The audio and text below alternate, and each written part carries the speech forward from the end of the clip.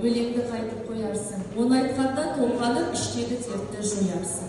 Келесі кезекте ақын, жазушы, журналист, сазгер, әнші, поэзия аруы, бірнеше әдеби көркем шығармалардың авторы, әлем халықтары авторлық байқауларының бас жүлде иегері Әділбай Назым Сейітжанқызы өз шығармасынан өлең оқиды.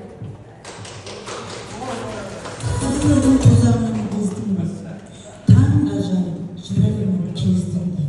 Адалдықпен әділдікті, шындықты, таппасыңды сездің де, мынау өмірдің тозағынан бездің бе? Қайда барсам қорықтың көрін көріп, жосықсыздан жөнсіздіктерден жеріп, мына өмірдің тозағынан бездің бе? Аққа қара жағылған көргенде, алтынның мыстың алтын болғандығын сезгенде, мына өмірдің тозағынан бездің бе?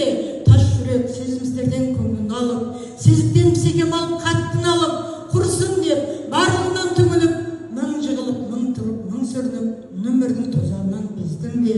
Тұлпардың жабағынан озғандығын көргенде, алтынның мыстың алтын болғандығын көргенде, өмірдің тозағынан бездің бе?